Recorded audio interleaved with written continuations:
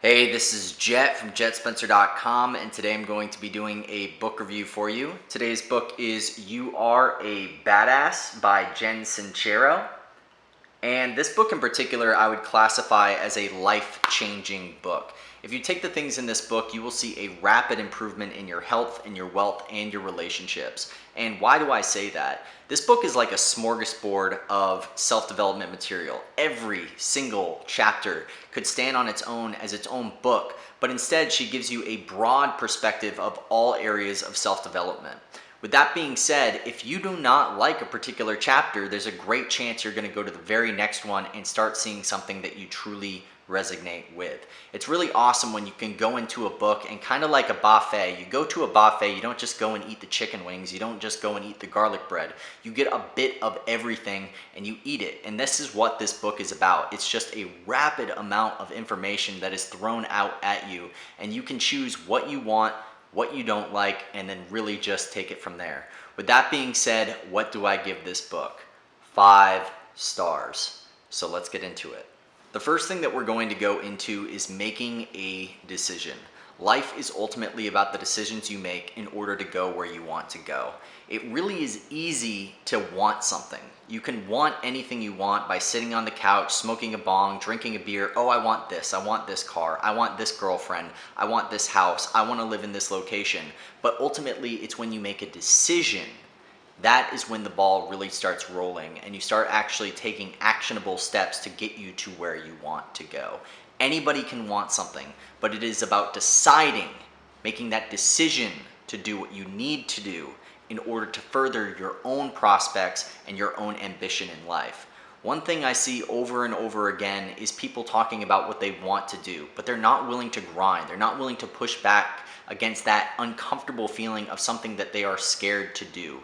The reality is, when you first get into something, you start playing basketball, you start playing golf, you start talking to girls, you start socializing with guys, it's going to feel a little weird at first if it's something that you haven't done.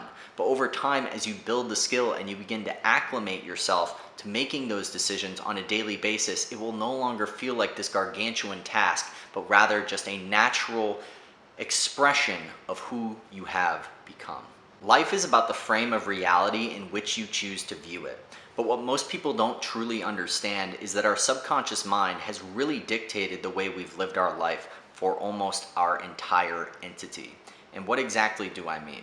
If you had a childhood that was a little brash, a little hard, a little rough, or maybe you had it easy and everything was just given to you, and all of a sudden you are just thrown out there and you have to suddenly start being an adult, living your life, making decisions, and really becoming the person you want to be, it's going to be very, very tough if you come from a background where you've been told that you'll never make it, or you've been told that everything is free and it's really easy, no problem.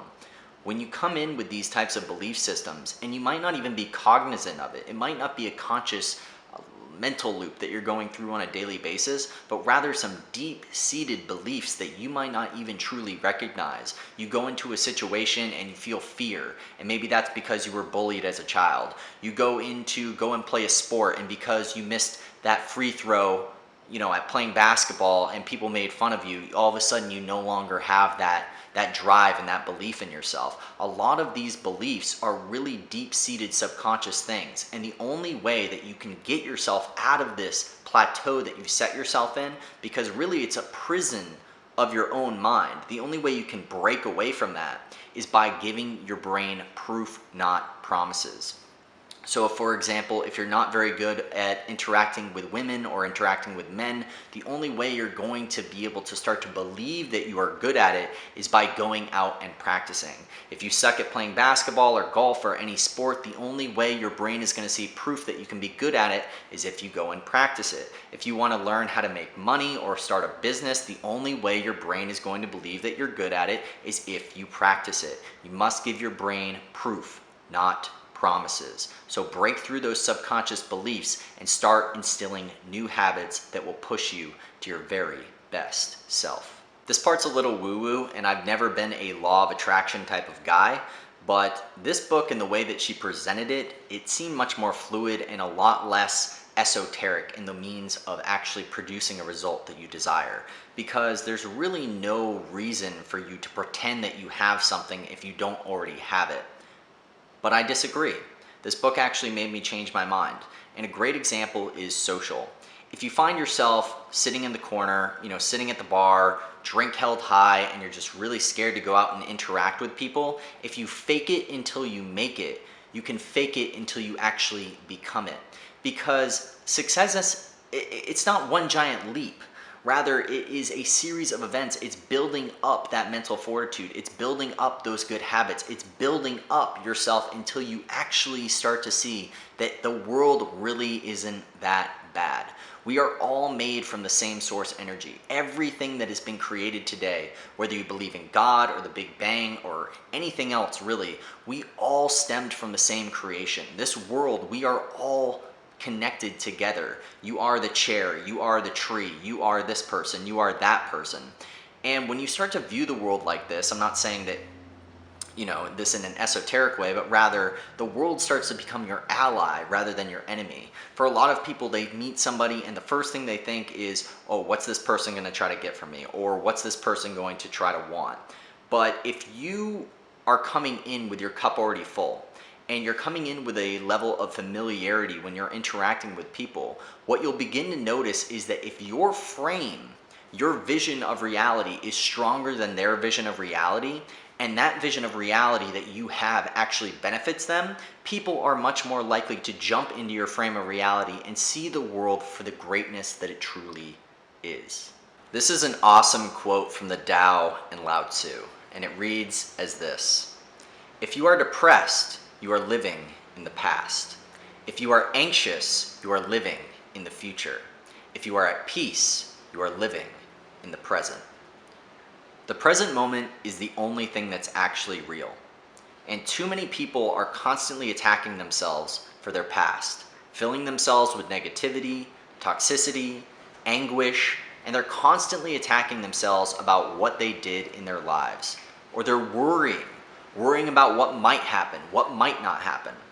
And I'm not saying that you shouldn't trust your gut. If you feel like something's off about somebody, or if you see something in the future that really is a brick wall that's coming your way, you can plan for it.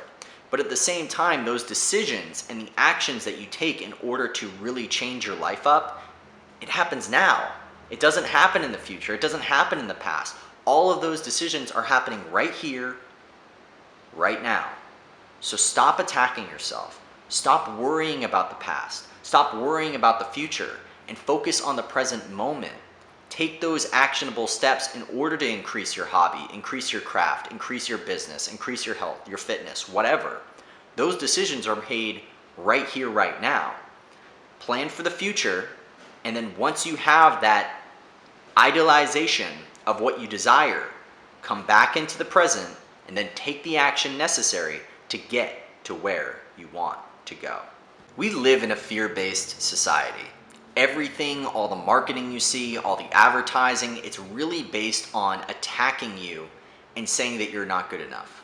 It's about saying that you need something in order to improve yourself. It's about saying that you need to become something in order to have value in this world. Happiness comes from within. All happiness is an emotion, and it's created inside yourself. And if you're constantly seeking outside of yourself for that happiness, you will never attain it. That doesn't mean don't hustle. That doesn't mean don't grind. That doesn't mean don't work on your fitness, work on your monetary situation. But what it does mean is that those things aren't going to make you happy. It might improve your life, might improve your lifestyle, might make things easier. But the fact of the matter is that happiness in and of itself is a state that you choose to be in.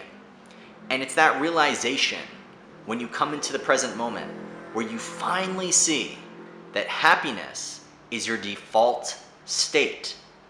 Only then, only once you've attained that, will you finally realize that you yourself are the source of your happiness. And no car, no girl, no guy, no relationship, no house, no location, no anything is going to make it any better.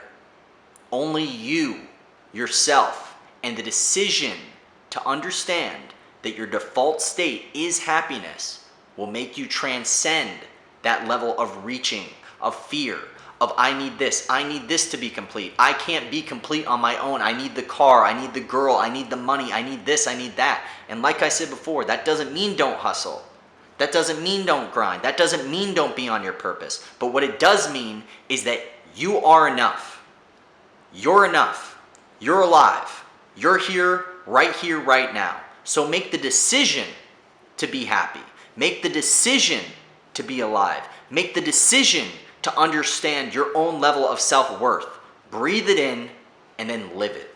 There really is no purpose to life. There's really no true reason about why you are right here, right now. Time is finite, and before you know it, you're going to be dead, I'm going to be dead, and everyone you know is going to be dead. And this sounds kind of morose, it sounds kind of dark, it sounds kind of decrepit, thinking about that the Reaper is just going to come for us one day. But if there really is no purpose, if there really is no reason why we're here, then we can choose why we're here. We can choose our own purpose. We can decide that this is our purpose of our life. This is the reason why we're here. And that's what's so amazing about life. You can choose what you want to be. We are living in the greatest time in human history. There has never been more opportunity than right here, right now. You got the internet, you have mass telecommunications, you can fly anywhere in the world, you can be anyone at any time, anywhere. And it is up to you where you want to go with that. Because, like I said before, time is finite, and before you know it, you will be gone. So find something that really resonates with you, something that really inspires you, something that really makes you want to just leave your soul out on the battlefield, and then follow it to the fucking hilt. Master the art of letting go. You have to be able to forgive other people. That doesn't necessarily mean you're letting them off the hook. It's really more letting yourself off the hook, because you end up becoming a prisoner of your own mind, and you end up really attaching negativity and toxicity into your own life by not letting things go. That doesn't mean that you should not necessarily learn from every experience where somebody fucks you over, but at the exact same time, if you're constantly attacking that person in your mind, you're really just attacking yourself. It's a level of ego attachment. And over and over again, we are the only animal on this entire planet, especially if you fucked up or something like that happens, where we punish ourselves over and over again. Justice, what true justice is if you do something bad, you are punished one time for it. You're not punished over and over again. We are the only species that does this. So break away from this, break yourself away from that mental prison, and forgive others, but most importantly, forgive yourself. Trust in yourself. There's a really great quote by Dr. Wayne Dyer, and it goes as this: when you trust in yourself, you're trusting in the wisdom that created you. If you're feeling sad, if you're feeling dark, if you're feeling depressed, and you see that as a negative thing, you see that as not something that you can give to the world, but the reality is that you were created this way for a reason. And if you have a level of low-level depression or a low hum of anxiety, it really can be your greatest gift that you can give to the world rather than a weakness. Because when you have this level of depression, when you have this level of anxiety, it's so much easier to connect with people on those lower level frequencies. If somebody's in a dark place in their life, maybe they're experimenting with drugs, maybe they just got out of rehab, they got out of prison, or they're just going through a really rough patch in their life, you're able to understand those really dark thoughts, those really hard-fought emotions that those people are feeling, because you're able to resonate with that type of energy. If you're able to channel that energy, channel that darkness, channel that part of yourself that you don't like, and put it into things like art, put it into music, put it into creativity, building a business, and really using that as a means to propel yourself to the next level rather than seeing it as a hindrance, you would be blown away with just how human we all really are. Everybody assumes they're different from the herd. They feel like they're special in some way and unique.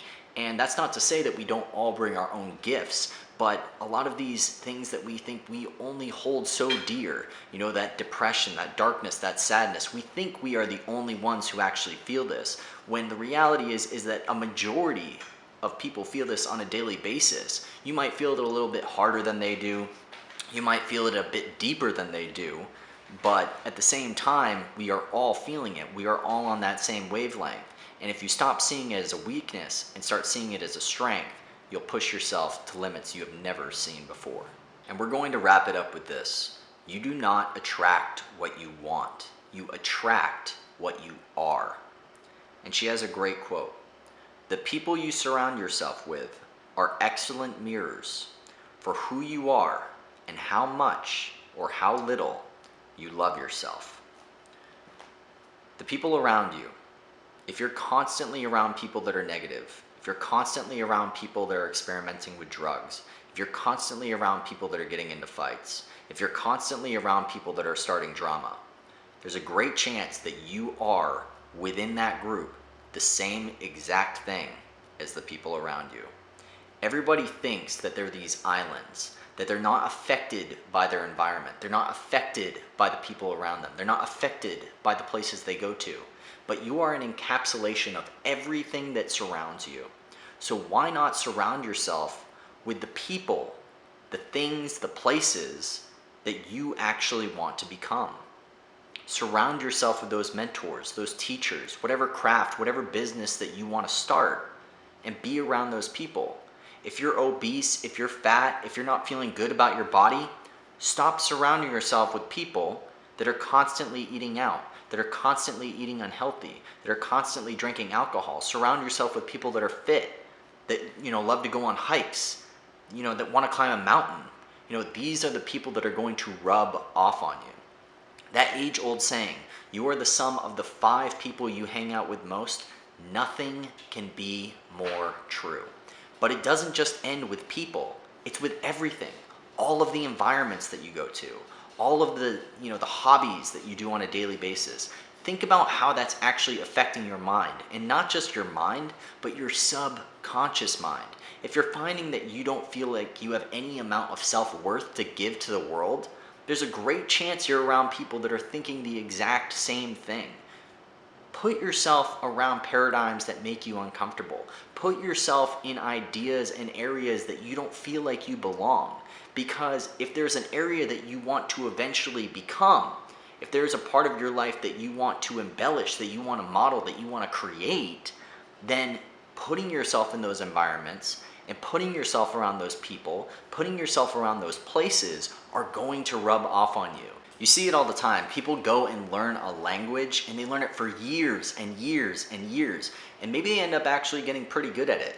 But then somebody goes to that country, completely different person, does 3 to 6 months living there, and they speak it fluidly, no questions asked. Think about this and instill it in your own life. If there's something that you want to get to, surround yourself in that area. Put it constantly attacking you. See that mirror that you want to become, and then look at it and then begin radiating that vibrational energy yourself. That's all. I'm going to wrap it up right here. This is Jecht from JechtSpencer.com. Once again, the book is You Are a Badass by Sincero. If you enjoyed the video, please make sure to subscribe, like, and or comment. And as always, good fortune to you, my friend. Other countries and lives there, and then within 3 to 6 months, they are actually speaking the language. It's amazing.